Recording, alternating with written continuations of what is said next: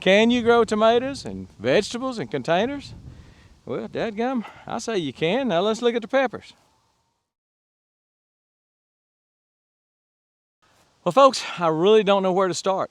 This is the best garden, the best looking plants, the best looking results that I have ever had. I'll tell you what I've done a little differently this year, but let me show you what I got first. Dadgum. These are wicking tubs. If you don't know what a wicking tub is, I will put links below to show you where to get them, how to build them. I've got what I call a hybrid tub, and that's what these first 4 of them are.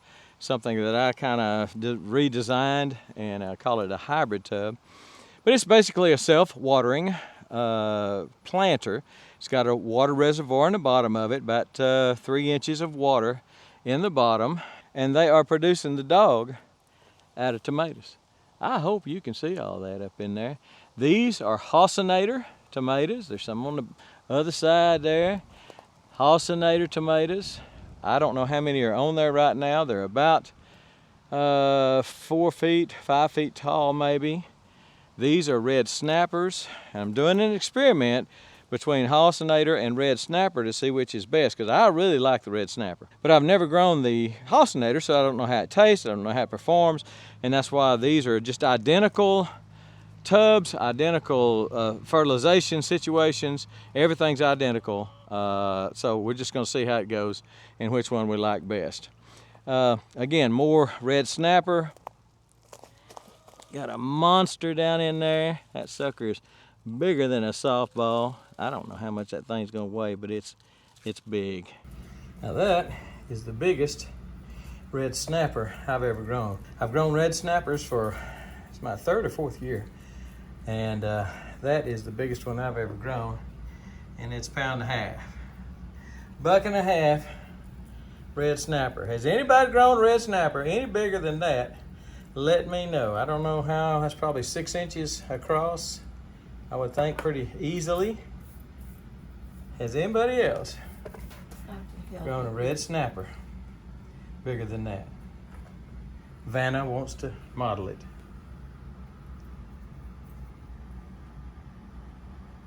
The big one. Get you some red snapper, and they're dang good too. Another one, same way on that. It's about that big. And I've had a little blossom end rot. I got one right there with some BER on it, right there. I'm gonna go ahead and pull that off, give it to the chickens.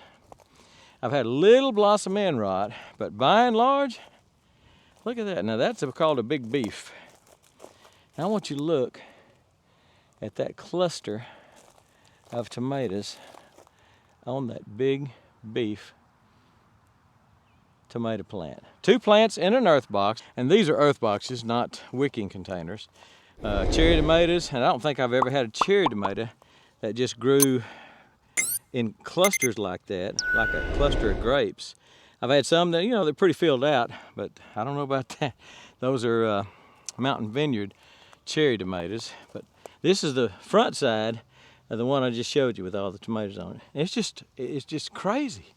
These are indeterminate, so they're gonna get tall. These are in my cages. Bella Rosa, not real impressed so far with Bella Rosa. Second time I've grown them, and I wasn't impressed last time. So we'll see how this grows.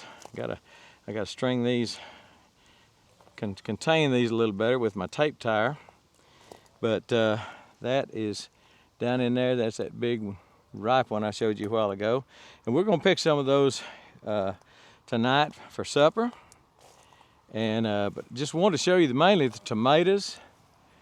I mean, that is an amazing looking set of tomatoes in containers. Can you grow tomatoes and vegetables in containers?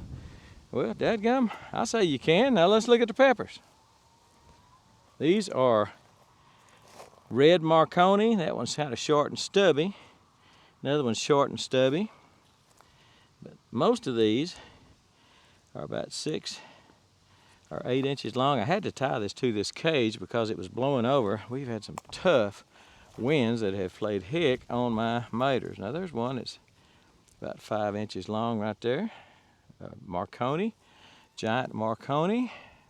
That one's about 4.5, 5. Same way there. But the Marconis, the reason I like them, we like them, our favorite one, it's not hot, and the flesh is thick. It's got some real thick flesh on it. So you get so much more out of it than you will, say, banana pepper, you know, yellow banana pepper, something like that. These are cayenne.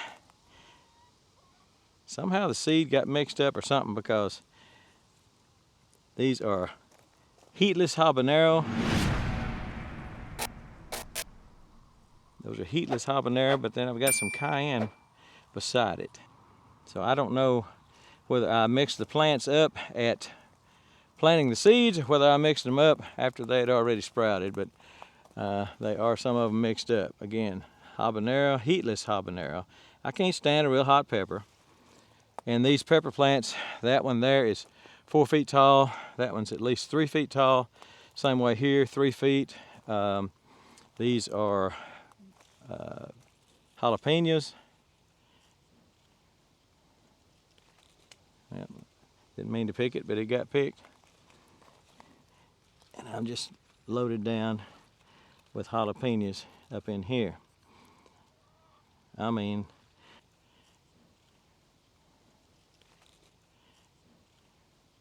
probably got a dozen or more on each plant. Got 6 plants now in each of these earth boxes.